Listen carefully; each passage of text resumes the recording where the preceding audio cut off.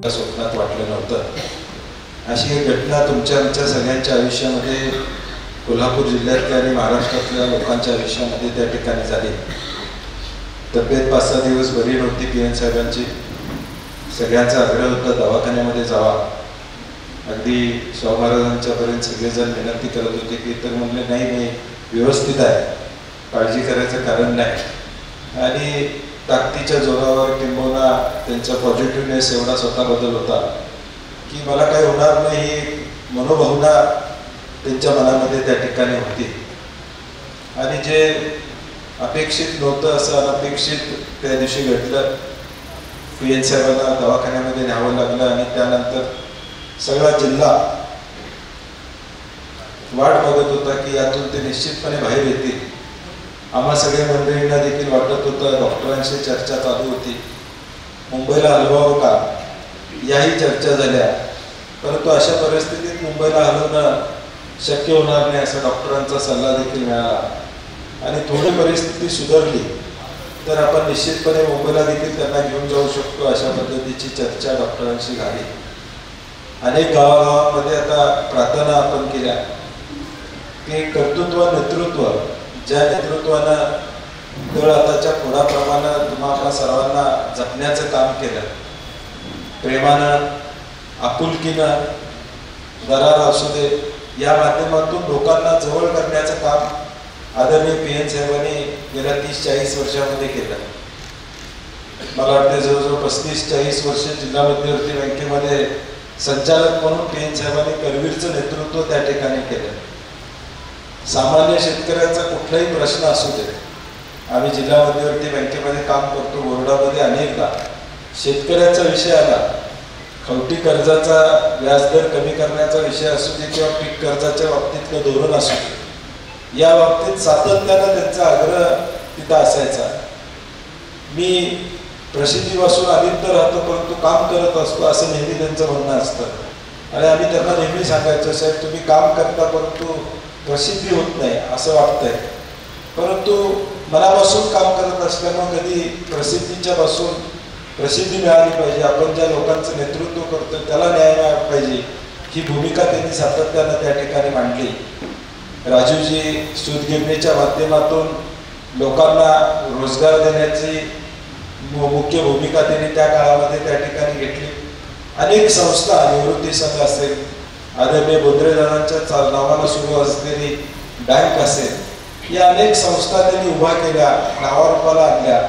सहकारामधला एक चांगलं नेतृत्व अशी PN साहेबांची ओळख सातत्यानं होती। आणि परवा देखील थोरात साहेब म्हणले, राजीव गांधी दौड जी आयोजित करतो त्यावेळी नेहमी PN साहेब महाराष्ट्रातल्या अनेक लोकांना पुरस्कार देतात, अनेकांना सन्मान देतात। आणि मग परवा अधिवेशनामध्ये त्यांना म्हटले, PN साहेब तुम्ही सगळ्यांना सन्मान देतात, तुमचा सन्मान व्हायला पाहिजे। आणि म्हणून भाऊसाहेब थोरातांचा सन्मान हा संगमनेरला PN साहेबांना अगदी वाढदिवसाच्या दुसऱ्या दिवशी त्यांना त्या ठिकाणी देण्यात आला। म्हणजे हे एक असं नेतृत्व होतं की महाराष्ट्रातल्या कानाकोपऱ्यातल्या माणसाला एकनिष्ठता काय तर PN पाटील साहेब अशी एक माहिती त्या ठिकाणी होती, एक जाणीव होती। आणि मी म्हटलं तसं कुणालाही वाटलं नव्हतं, आम्हाला वाटलं होतं आता 2 दिवसात 3 दिवसात ते बाहेर येतील, अगदी थोडी पायाची हालचाल होते अशा पद्धतीचा निरोप आला। म्हणजे एवढं बारीक प्रत्येकाला वाटत होते की आमच्या प्रार्थनेला कुठेतरी यश येईल। कार्यकर्ता जो त्यांच्यावर अवलंबून असणारे आम्ही सगळेजण, आम्हाला कुठेतरी आधार आमचा आहे, तो आधार जाणार नाही, देव काढून घेणार नाही। परंतु अशा घटना घडल्या की या जगामध्ये देव आहे का नाही अशी शंका निर्माण होती। कारण की मगाशी म्हटल्याप्रमाणे जो सगळ्यांना आवडतो तो देवाला आवडतो, अशा पद्धतीचा अगदी अनपेक्षित घटना ही तुमच्या आमच्या सगळ्यांच्या आयुष्यामध्ये या ठिकाणी घडली, ज्याचा उल्लेख झाला। विलासराव देशमुख साहेबांचे अगदी मोजके जे मित्र होते त्या मित्रांपैकी एक सहकारी म्हणून PN साहेब त्या ठिकाणी राहिले। अगदी आमदार नसताना सुद्धा विलासराव देशमुख साहेबांच्या गाडीच्या बॉनेटवर सह्या घेणारा कार्यकर्ता म्हणून PN पाटलांची ओळख महाराष्ट्रावर त्या ठिकाणी। हे कागद काय आहे हे कधी विलासराव देशमुख साहेबांनी बघितलं नाही, एवढी विश्वासार्हता PN साहेबांनी आपल्या हयातीत त्या ठिकाणी मिळवली होती। आणि मग प्रत्येक टप्प्यामध्ये काँग्रेस बरोबर एकनिष्ठाने. मला आठवते 2003 साली ज्यावेळी राजीवजींचा पुतळा उभारला त्यावेळी आम्ही सगळे दिल्लीला सोनियाजींना निमंत्रण द्यायला गेलो होतो. कुठल्याही परिस्थितीत सोनियाजींच्याच हस्ते झाला पाहिजे हा आग्रह PN साहेबांचा होता. आणि वर्षभर मला थांबायला लागू दे, परंतु सुशीलकुमार शिंदे साहेब त्यावेळी होते, विलासराव देशमुख साहेब होते, सगळ्यांना सांगितलं एक वर्षभर थांबलो तरी चालेल, कारण मॅडमच त्या ठिकाणी आल्या पाहिजे. ही जी काही एकनिष्ठता त्यांची होती. आज राजीव गांधीजी जाऊन 30 वर्ष झाली, परंतु या देशामध्ये सद्भावना जोड काढणारा एकच व्यक्तिमत्व असेल ते PN पाटील या ठिकाणी. म्हणजे आज एकनिष्ठा गांधी परिवाराशी असणारी एकनिष्ठा ही सातत्यानं त्यांच्या प्रत्येक गोष्टीमध्ये आपल्याला त्या ठिकाणी जाणवली. त्यांनी केलेलं काम, त्यांनी केलेलं कार्य हे आपण विसरू शकतच नाही, परंतु आपली जबाबदारी येणाऱ्या भविष्यकाळात असणार आहे ते कार्य आणि ती जबाबदारी पुढच्या काळात पुढे घेऊन जाण्याची जबाबदारी.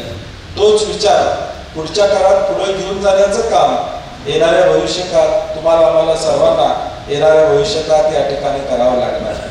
दुःख प्रचंड आहे. या दुःखातून सावरण्याची शक्ती कार्यकर्त्यांना आपल्याला निश्चितपणे मिळाली पाहिजे. राहुल राजेशच्या पाठीमागं जिल्हा काँग्रेस म्हणून आम्ही खंबीरपणे या ठिकाणी आहोत. करवीर तालुक्यातल्या सर्व लोकांच्या पाठीशी आम्ही खंबीरपणे त्या ठिकाणी उभे आहोत. परंतु जिल्हा काँग्रेस म्हणून येणाऱ्या भविष्यकाळात आदरणीय PN साहेबांचं योग्य असं स्मारक या कोल्हापूर जिल्ह्यामध्ये करण्याची जबाबदारी अध्यक्ष म्हणून माझी या ठिकाणी राहील. कारण की त्यांचा विचार तो त्या माध्यमातून ज्या पद्धतीनं श्रीनिवास पाटील साहेब म्हटले की तो विचार कायमपणे तेवढ ठेवणं, एकनिष्ठता काय असते हे भविष्यकाळातल्या कार्यकर्त्यांना सातत्यानं सांगण्याचा प्रयत्न होणं ही भविष्यकाळातल्या काळाची गरज असणार आहे.